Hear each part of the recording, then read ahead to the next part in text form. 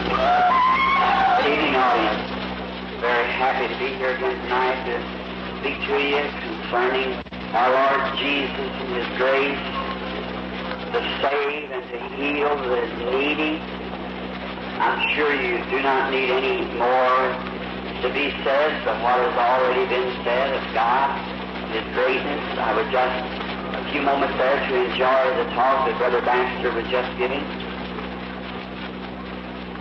I wish to read just a little of the Word first, found in 2 Kings, the 6th chapter, beginning with the 13th verse. Or maybe against the 12th verse. It's concerning a great, mighty man of God that was in one day, the days gone by, Elijah. And listen closely now. And one of his servants said, my Lord, O King, but Elijah, the prophet that is in Israel, telleth the King of Israel the words that thou speakest in thy bedchamber. The King of Israel, they had war, and the other king, he wondered how that they were getting a hold of all of this, and one of the servants stepped up. He said, well, there must be some kind of a spy among us. And the other servant said, no, but Elisha knows more in his bedchamber from God. He's the one who knows these things. He's telling the king of Israel, we need some more Elishas today. Then he said, go and spy where he is, that I may stand and fetch him. And it was told him, saying, behold, he is his daughter. Therefore sent he thither horsemen and chariots, great host. And they came by night and compassed the city about. And when the servant of the man of God was risen early and gone forth, behold, an host compassed the city, both of horsemen and of chariots. And his servant said unto him, alas, my master, how shall we do? And he answered, fear not. Oh, I love that. No matter how dark it looks, don't be weary. Fear not. For there they that be with us are more than they that be with them. And Elisha prayed and said, Lord, I pray thee, open his eyes, that he may see. And the Lord opened the eyes of the young man, and he saw, and behold, the mountains were full of horses and chariots of fire around about Elisha. May God bless his word. Now we're thinking of a day that has gone, where God moved in a manner to reveal himself to man, to make his ways known unto man through his servants, his prophets. And this was a time that when there were the state of war existed between two nations. And the other nation could not understand why that the Israelites knew all their plans and were ready to upset at any time. So they called in their man and find out if there wasn't a spy among them who was telling their secrets and their attacks. And one of them said, it isn't a spy among us, it's Elijah over in Israel. He can sit in his bedroom and know all the future plans we know. And he tells the king of Israel about this. You know, the best armor that America has in this present crisis is God-fearing, praying people. That's the best, worth more than all the bombs and tanks that we could produce. God will always fight for His people. Let us, if this whole nation, with one accord, would throw themselves to God in sackcloth and ashes of repentance and come back to the old-fashioned pathways that our forefathers trod, there couldn't be a bit of harm come to it. I believe it'd be worth more than all the ammunition plants and things that we could make. That's right, and all the bombs that we could have. There's nothing as great as prayer. God holds all the future in His hands. Someone asked me not long ago, said, Brother Branham, what do you think about the future? I said, I do not know what the future holds, but I know who holds the future. So that's the thing, if I can keep acquainted with Him. Then, when he found out that this prophet was in Israel, he said, go fetch him. Bring him to me.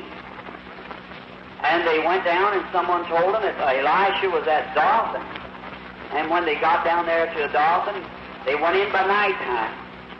And he camped around about in darkness. You see how the enemy always works underhanded in dark. And he camped around about the city to catch Elisha. And so when the young man, his servant, raised up early in the morning and went out, in other words, he was a fellow that take him in and out and around, was his servant like. When he went out, he come back and he said, Alas, my master, for the whole city is encamped about with horses and chariots of the enemy. He said, well, there's more with us than there is with them. Well, he could see no one but Elisha. And Elijah prayed, said, Lord, open the young man's eyes that he may see. And the Lord moved the veil from before the young man. And he looked, and the whole hills and mountains were full of chariots of fire standing around that old prophet. Well, he wasn't afraid then. Oh, what I would think tonight, Lord, let us look past the curtain of time. Just look over it, just a little piece. See what it's all about. We're fighting here tonight a great warfare right against wrong. Word of God against modern theology, and trying to make the Word of God, bring it to the people while the enemy would try to beset it in every way. But one is the majority in God. Now notice, the point I want you to see is that Elijah, the man who was of God, called the man of God, he did not look to the natural things. He looked to the supernatural things. He didn't look at what he seen. He looked at what he did not see. And tonight, dear Christian friends, we look at the unseen. That just come on my mind while Brother Baxter was giving that wonderful exhortation concerning the supernatural.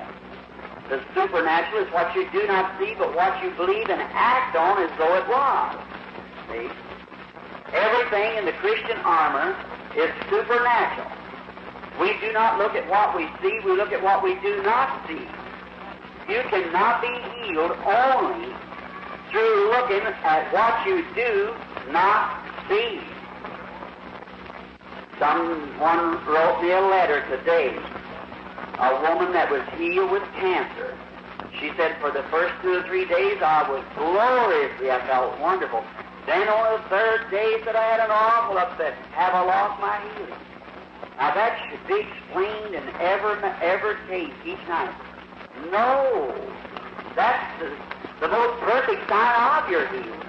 After 72 hours of corruption setting in the growth, dead, it may be. God sometimes can perform a miracle and there won't even be any growth. Now, I can tell you this. God, who is my judge, who I stand before, by newspaper clippings, front page headlines, carrying this, it can be showed here at the platform. I've seen the time when people come to the platform with hanging cancer, hanging on their body. And while prayer was being made, the cancer turning white, dropping off, and rolling down across the floor while I was praying for it. God who is in heaven and looks down knows that's true. When newspaper reporters stand there and shoot the picture of it and declare it in the newspapers on the front page, that's Christian newspaper.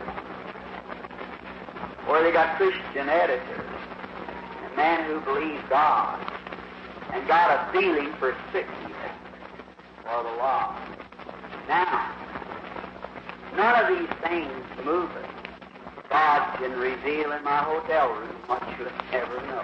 So that's all right. All those things bear judgment and labor for justice. Always let the Lord have His way. Now, I remember of one case. If someone were going to copy the paper, it may still be a case of the Arkansas Gazette, or the Sun. It's on the Associated Press. The big paper circulates many, many thousands of subscribers. Well, there stood on the platform or pictures. If you wish to, you might write to it and get a copy if you want to. And perhaps there might be a reporter standing around, which I know there is, so you can write yourself. Be satisfied. All right. Notice, on the front page, you'll see a great big page all the way across the front of the page. Picture. A woman pronounced dead, laying in the line, bringing from the hospital with cancer, the heart, colon, and liver, and told the nurse and them that was bringing her, pushing her through the streets from Phoenix, Arizona, that the doctors told her husband, who her name is Mrs. Hattie Waldross, lives on Phoenix Street, in Phoenix, Arizona. Her husband owns a big plumbing establishment there. Dr. Bosworth is to be in the meeting, I understand, today.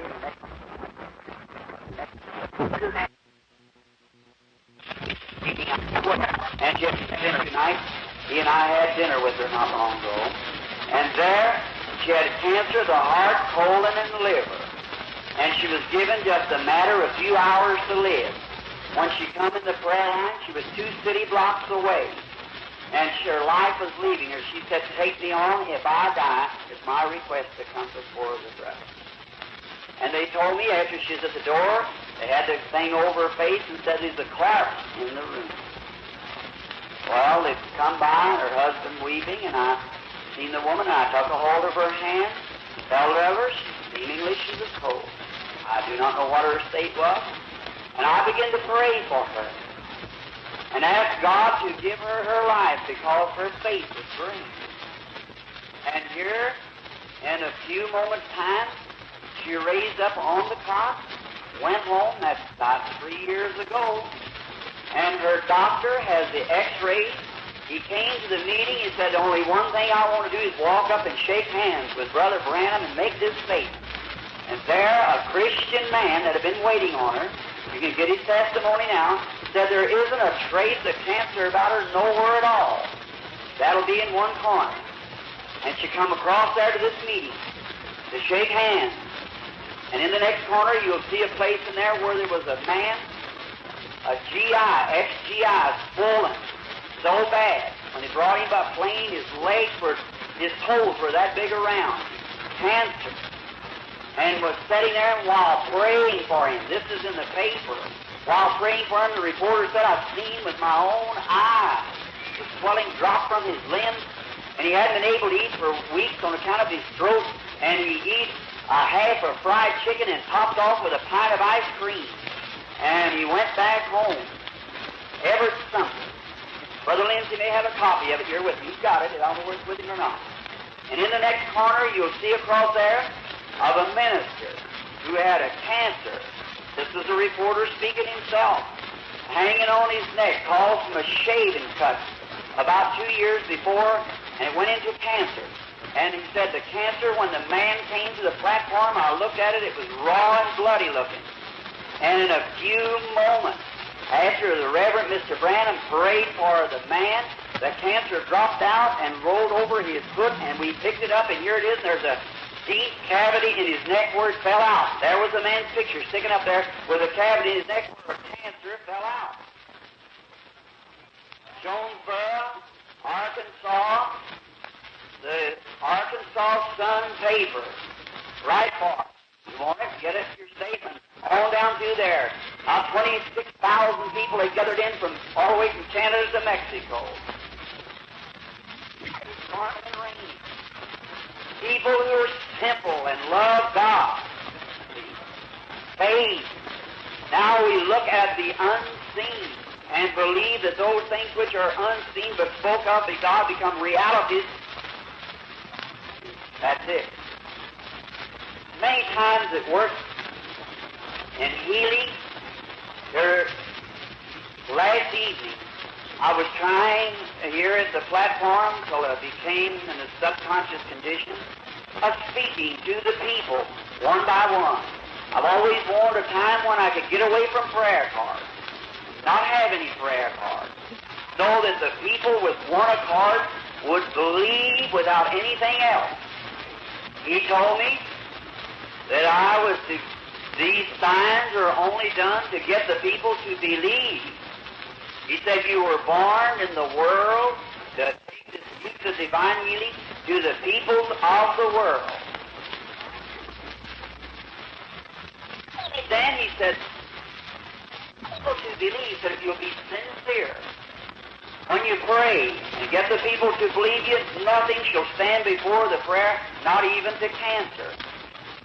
Now that is true. I want to get to a place where there'll be no rally for prayer cards, but where everybody with one accord will believe and be healed and walk away. One day in a city, go to another. One day in a city, go to another, and thousands everywhere being healed, and the glory of the Lord falling. That's what I want. Moses, upon his signs, he went and performed them one time before Israel. And they went a 40-year journey following him. Is that right? As performed at one time. Healed his hand of leprosy. Made his sick came. He had walking sticks become a servant. And back to it. They believed. And when there was a lot of magic, impersonations done in that day, Jefferson withstood Moses. But God seen that his power always predominated and went over, you see. Always. They have a lot of true and false in this day. That's true. And the false will always want to say theirs is true, but by these signs, God pronounced it so. And we don't have to take no one's word but God's word. His word is infallible. The vision, marvel. That's the initial way, just for a little story of a healing. It comes on my mind. I quickly had the prayer on it. I was going night down at my mother's house. I was praying. Looked like I got into a vision, something. I wondered what was taking place. I looked. We raised very poor people. Mama, when she washes her clothes, she just lay them on a chair. Didn't have too much room to put them away, and just on a chair in my room, thought it was a chair closed about 1 o'clock in the morning. Usually the visions come between 1 and 3. Then I was looking at that, and I thought, that's Mama's clothes. I thought, surely somebody's in need, or I wouldn't feel that way. I don't get much sleep. I'm so tired right now, I can hardly stand here. That's right. Up at night. You people are praying. Remember, that affects me, see. When you're praying and asking for those things, it comes right back to me. And it keeps me up many hours. And I thought maybe that's what it was. And I began to wonder. After a while, it began coming closer to me. I noticed it was a white milling, like a cloud. And I went into the cloud, and when I did, I could hear a voice like a little lamb crying, "There, there." I was way in darkness. I was wandering through it, and I thought, now, just a moment. Let me see now. It's so faint. I said, I'm not dreaming. I remember I was at my bed of praying. This is a vision. I said, oh, where is it at, Lord? It's down through the darkness, and I was trying to get to it, pulling briar vines and things. I listened again, and I get a hold of briars, and they were sticking in my hand, and said, there, just crying. I thought, poor little thing, lost in the dark. And I was pulling through like that, and I thought, Lord, I don't know what this vision means, but I'll try to get to the land. And as I got closer to it, it was a human's voice. It was crying, Milltown, Milltown. Real weak and crying. I thought, oh my, we're Milltown. Said, I never heard of it. Well, I'll try to go, and I kept pulling on. After a while, I was going to hear somebody hollering, Brother Branham, Oh, Brother Branham. And I woke up out of this vision, looked around. I thought, where am I at? I was standing in a room, my hands up, and I heard somebody at the door, and it was calling me.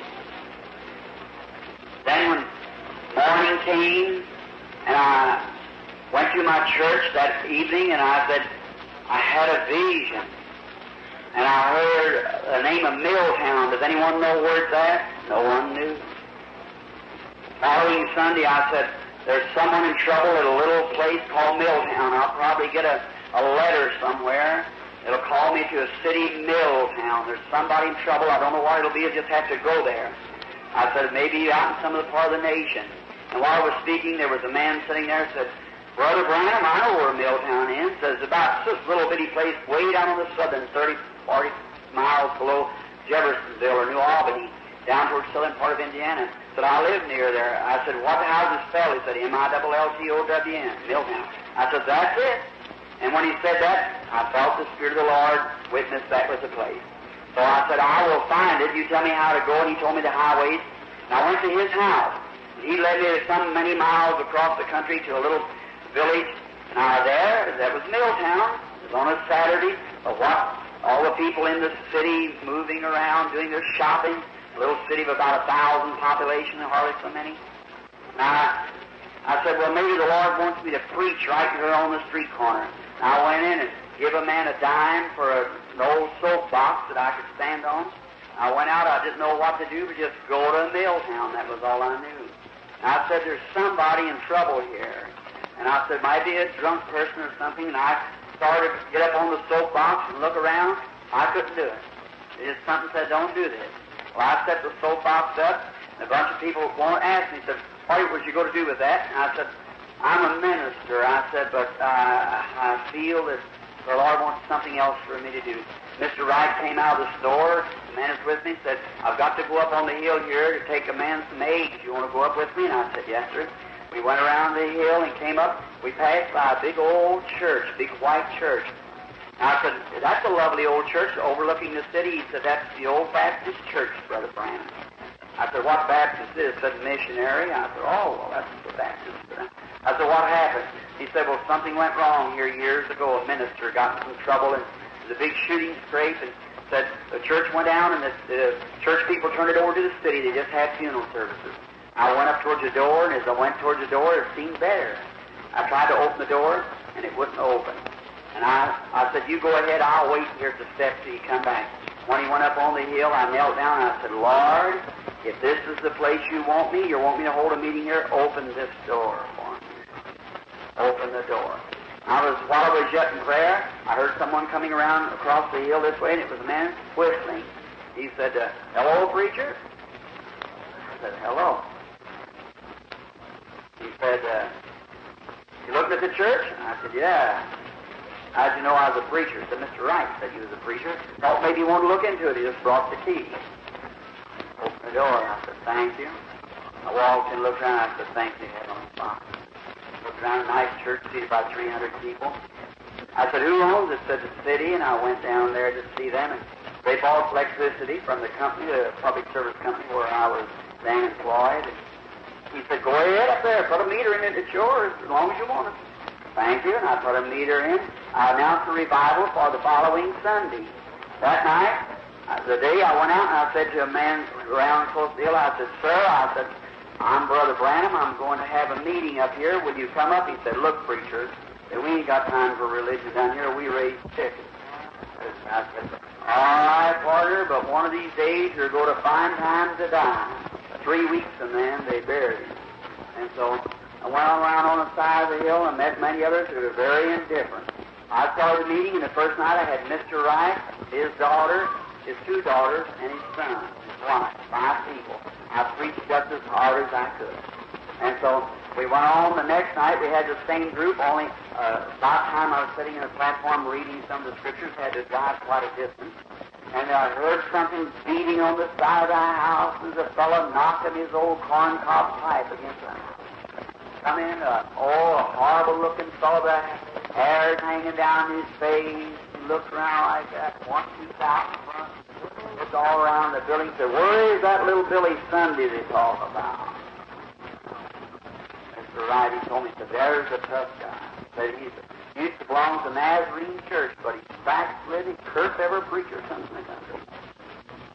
I went back and said, this is Mr. Hall, Mr. Branham. I said, glad to know you. And you're the preacher? He said, you don't look like it, and ripped out one about that blankety blank like that. I said, will you sit down? He said, well, I might stay a little while. I like singing. And I said, well, we'll do our best to entertain you. Sit down. I said, will you come up forward? He said, no, I don't care to get up there. So I'll sit right here. But all right, I have a songbook. Take yourself at home, sir. Walked on back up. Mr. Wright come up the platform when he got ready to start singing. So there's the worst soul that is in this country. And so I got up there and took my text from the rich man lifted up his eyes in hell. Lifted up.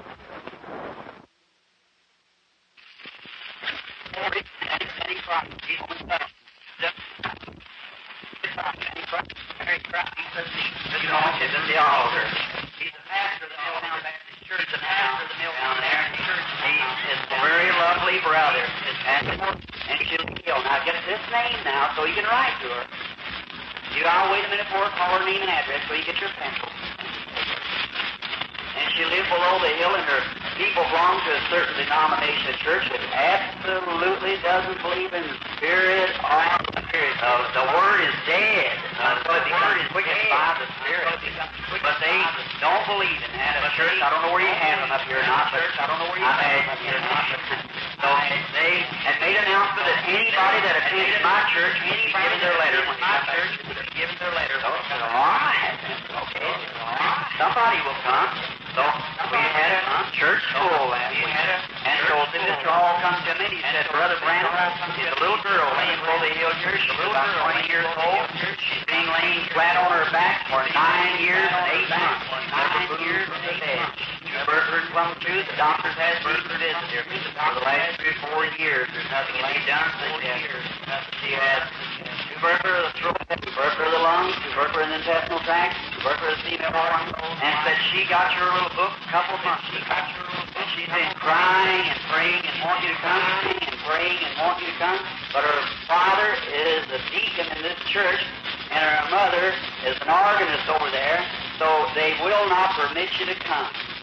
And just as he said that, something said to me, there's the lamb that took in the wilderness. I thought, oh, well, Lord, you'll make a way. I'll just wait for you. But I knew that was a witness of the Spirit. I waited. And so finally, when the meeting ended, about 8 days, I was going to go home.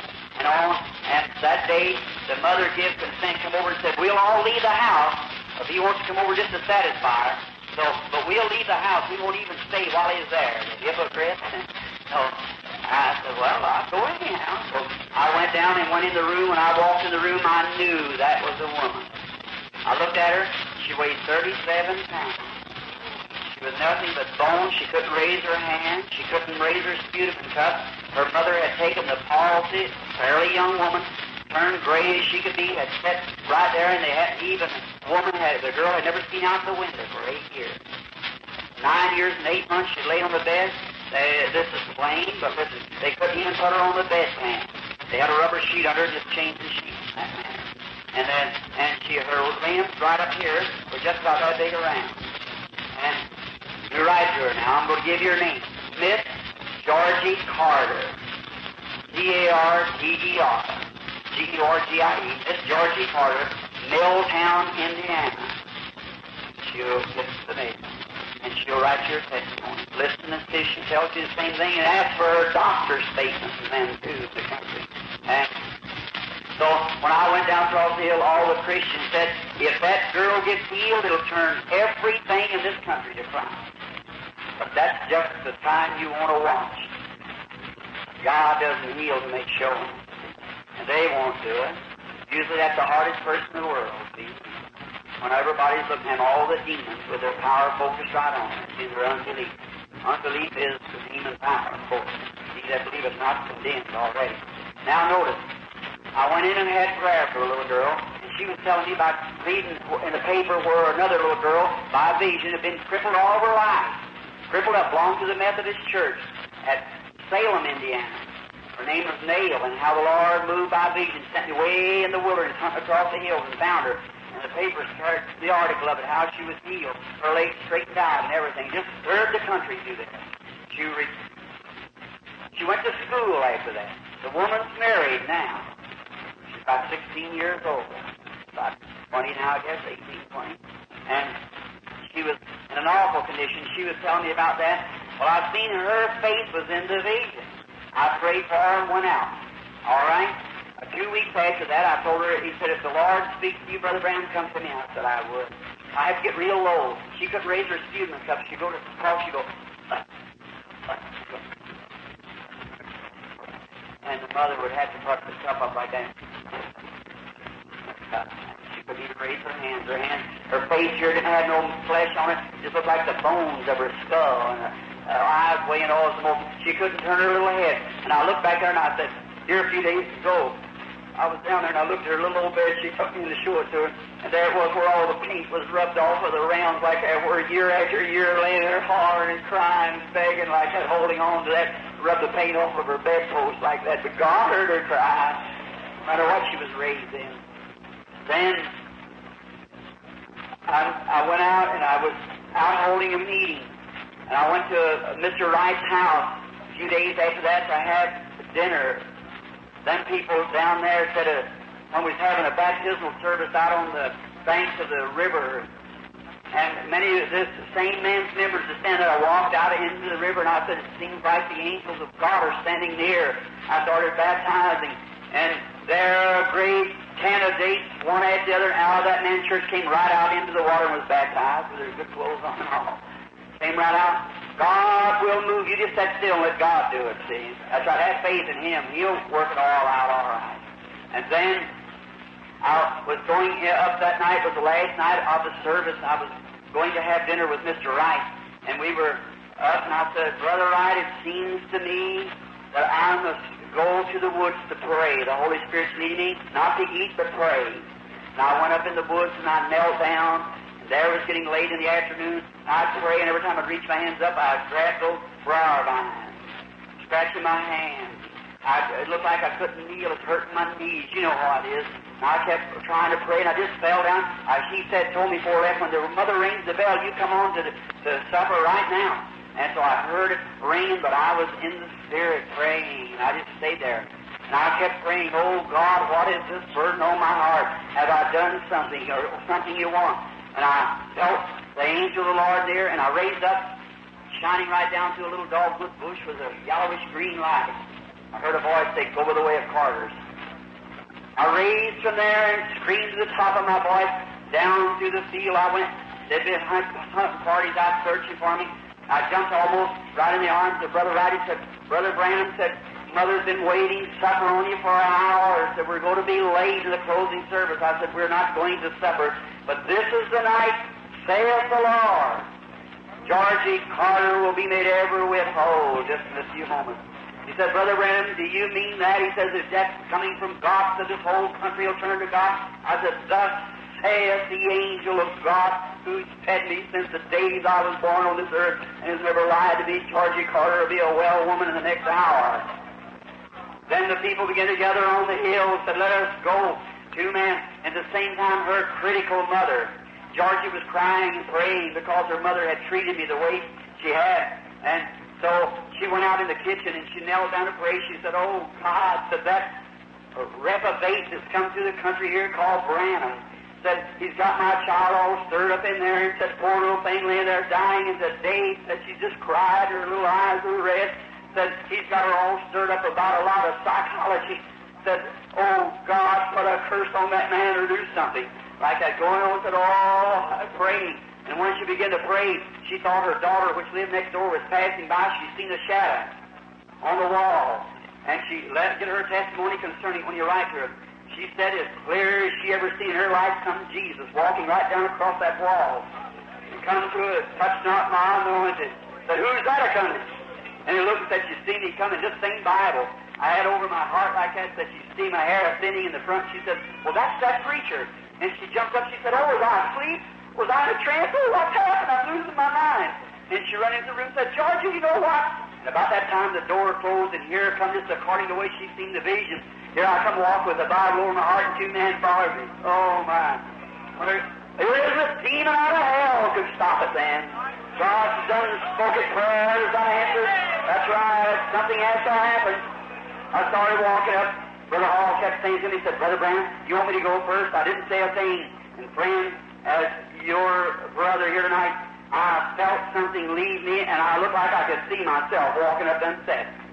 I went to the door and opened the door. There she was laying there, poor little thing, and her lips a quivering. Her mother, startled, couldn't finish telling her what had happened like that.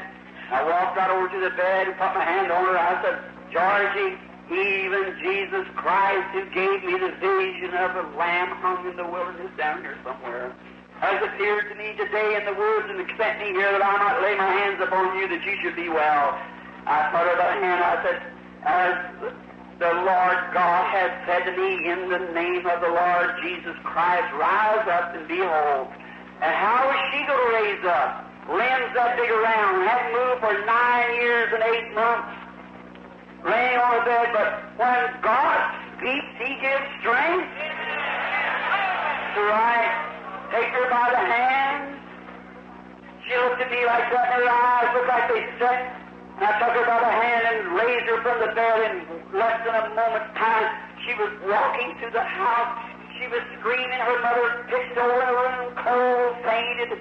The girl opened the door and walked out, sat down on the grass, and began to bless the grass and bless the leaves, bless her little heart. The first time she'd seen the leaves of the grass for nearly over 9 years, and she'd laying in that bed, and the people began to run from the neighborhood everywhere. I went up towards the hill, towards the church. I couldn't stand around there this morning with this buzzing all around me. Started up the hill. Here, she run back in the house, sat down at the piano. A few moments, her father came from across the hill with a little bucket of milk from where their barn was. Coming across, he seen the crowd. He began to hear the music. He said, "What? We got company. Listen to the people in there." When he walked in the door, there sat his only beloved daughter, sitting there playing, "Jesus, keep me near the cross." There's the precious fountain, free to all the healing stream that flows from Calvary's fountain. Then, sitting there, he dropped his bucket and threw his arm around and said, "Honey, what is it?" She said, "That one who you call the reprobate, Lord Jesus, is standing here. He laid his hands on me. And now I am well." And she's my piano player at the Middletown Baptist Church today, perfectly normal and good health, just as healthy as anybody that's sitting in this building tonight. Write her and find out. Here comes the doctor up that have waited on her. Jesus Christ. Amen. Just as great tonight as He was then. Look, people in here, this may seem strange to you. Maybe you're not for the prince of the power of the air. Satan is always near to try to get something bumbled up in your mind. But tonight, set your affections on things above where Christ sits at the right hand of God. And remember, the Bible said He's the same yesterday, today, and forever. And if His Spirit be here, He reveals things today as He did in the days gone by. Heavens and earth will pass, but His word shall not pass. Have faith in God. Do not doubt. Write to Georgie, ask her that. Not only her, but I could stand here until daylight breaks in the morning telling such cases as happened in the past 4 years. Day after day it happens. Infallible. God is here now. Your attitude. Tell them you to believe on the Lord with all their heart. Receive God. All right. Let's pray. Oh, Father. Oh, if my lips could only form words, my tongue could only utter the praises that due to you. Lord, you know about Georgie. You know all about it. Lord, you know your servant has told that which is true. And before these people at the great judgment I'll stand to give an account. If I told wrong, then I'll be a castaway. Turned away from my loved ones, turned away from Jesus. No hope, condemned. Oh God, I don't want to do that. I want to be truthful and honest. And I know there's much unbelief in the world. You said in the last days they're great scoffers. Be heady, high-minded. Lovers of pleasure more than lovers of God. Truce breakers, false accusers, incontinent, despisers of those that are good, even haters. And they would be a religious group, having a form of godliness, but would deny the power thereof. From such turn away. He said the Spirit spoke that expressly, that in the last days these times would be. Father, we're here. We're happy as the disciples to carry the reproach out your hand. Tonight we want to witness with Paul of old, in the way to call heresy. So worship I, the God of our Father.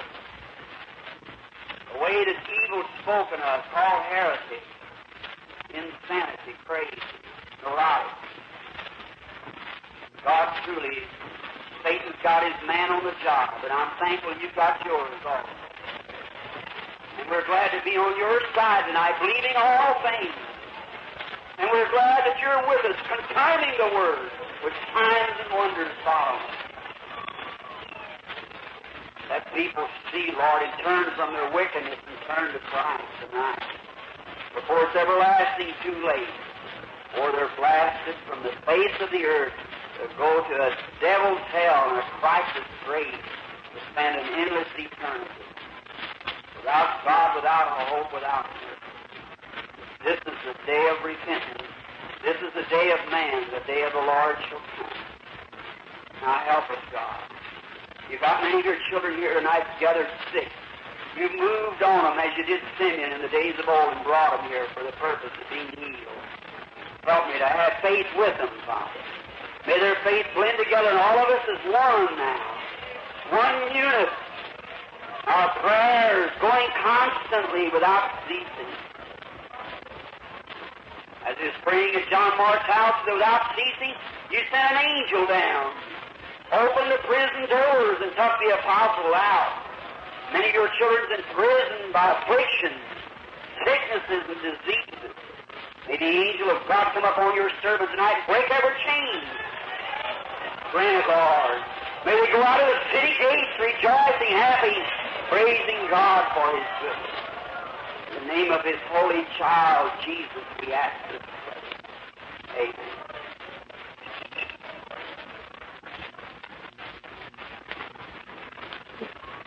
Have faith. Don't die. I take a lot of the time, I'm sorry. But standing here and knowing that many may not get into the line. If they don't, then why? If you've got your faith upon God's Word, you'll be healed in. You believe that, lady? With all your heart. The lady's a little baby. You're in trouble, aren't you, sis? God bless you. I see you have a weary spirit. Isn't that right? Look this way. I feel sorry for you. Yes, it's not you. You're worried about your baby. Isn't that true? Just a while ago, you were praying or doing something. But you was asking God to let me speak to you about that baby. Isn't that right? I'm not reading your mind, but I felt it a while ago. There's a whole group in that corner there. What's wrong with your baby? Do you realize that Jesus healed that baby when He died back under Calvary? He paid that price. Now your baby, what's wrong with it? Your baby's about 3 years old, I guess, something like that. Isn't that about right? And it stopped growing. Has no use for itself. Is that true? Will you believe? All right. If you'll believe, accept its healing right now. There it is, sitting alone in the mother's arms now without even any holding it all. She's got her arms away from it. Let's say it, praise the Lord. The baby has juice in his back now? All right. Everybody be reverent. A little girl sitting right there next to you. Sweetheart, do you believe Brother Branham telling you the truth? The little girl there with the bad eyes. You go believe Jesus will make you well. You do? All right, I want you to put your little hand over your eyes like this. Say, dear Jesus, heal me.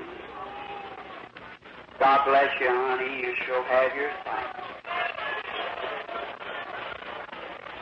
Lady, why are you worried about sitting next to her there? The handkerchief, crying. Look this way, sister. Something's wrong with you. Yeah? You also have bad eyes, too. And you're a nervous case, aren't you? You have a real demon depression. Isn't that right? Depression just bothers you all the time, nervousness. Isn't that right? God bless you. If I tell you that you're healed, will you believe me? All right, go home. You're healed. God bless you.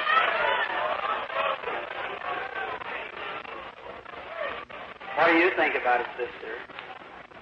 You do? I see you're having troubles also, aren't you? Now be reverent. Everyone has crossing fears. This little boy sitting here floating out. Everyone just reverent as you can be. Look here, sister.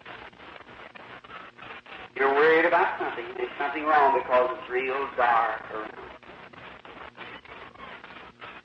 You've been to a doctor recently, haven't you? And you've had an examination. Now let's see. Have faith. Believe me with all your heart. Yes, you had a female trouble. He's not too sure about that, and he's right. He said it might be cancer. Is that right? All right, it is. Or it was, rather.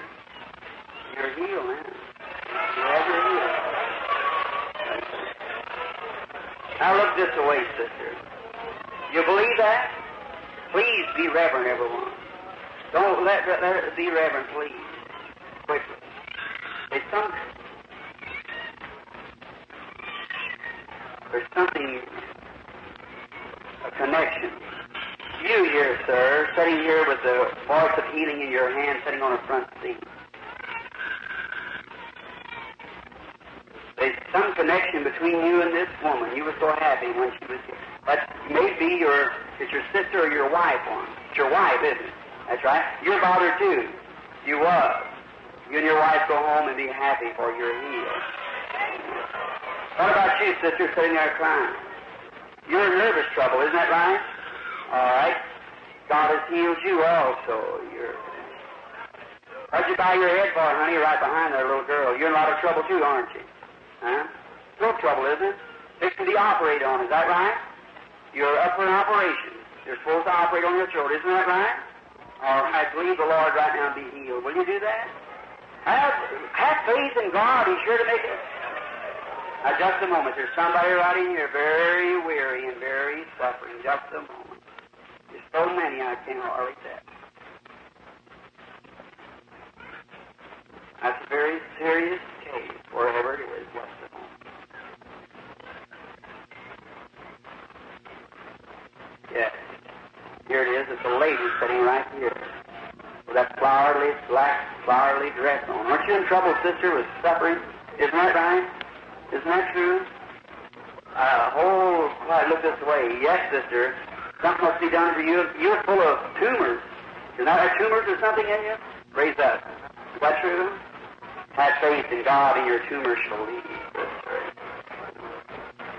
You believe with all your heart? Now watch, you feel better now, don't you, sister? Here on the side of the seat. Yes, ma'am. It's over now. You're going to be well.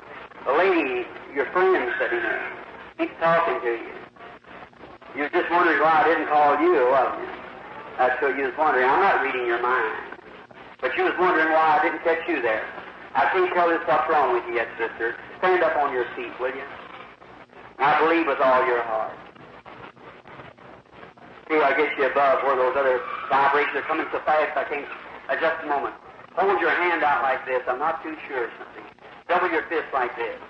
Put it around behind you. Like this. Way back like mine. You touch it, then it's your liver. Is that right? That's right. I didn't worry your kidneys or your liver. All right, Jesus Christ makes you a whole, sister. Go and be of a good faith.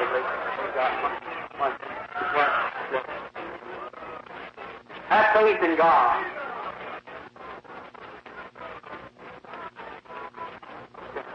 How many more prayer cards is there in the day?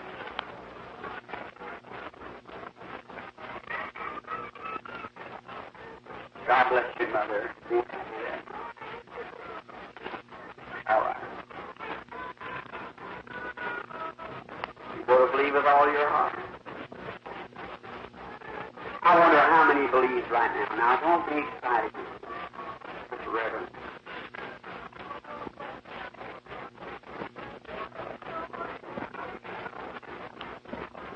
Let's have this. I'm just a little undecided. Your way the Spirit of the Lord is moving. Many of them are wanting to have a prayer line, and many of them are wanting to have prayer right now. I don't understand. All right. Be reverent just a few moments. The Spirit of the Lord is here.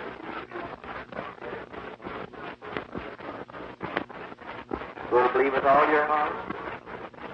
I'm trying to get to you. Well, just make a surrender to God, a complete surrendered life to you. Let's pray. Heavenly Father, Thou knowest all things and knowest what is and what is not, and what should be. God bless this audience of people. Grant it now. May your Spirit be upon the audience. Will you at this time, Father, with all my heart, please, dear God, we form a prayer line. It'll be those coming to the platform or just be told. But many should just now believe that you're here, Lord, and your anointing is just paralyzing thy servants, storming down like waves. Oh, Jesus, may the people get just a touch of this at this time. They might be healed. Grant it, Lord. Through Jesus Christ. Oh, all of you. Please, my dear brother, sister, believe me as his servant. There isn't a thing in this building but what to be. Would you believe it?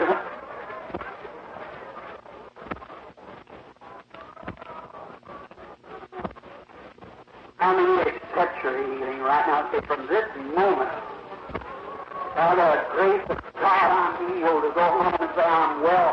Through Christ, raise to your feet. You accept healing right now. And that's right. Amen. That's the way it is. Hallelujah. Oh, God, how I thank you for your kindness, Lord. Knowing that Satan is no longer. The hour is here. That they've accepted their healing. Oh, demons, you've lost your power. You've lost your control. Thou shalt be in outer darkness thou, and the glory of God shall be known throughout this city and the country of the Lord Jesus is healing the people. Thank you, Father. Thank you, Lord. Everybody accepting your healing, raise your hands up and say, thank you, Jesus, for healing me. Thank you, Jesus, for healing me. Give him praise.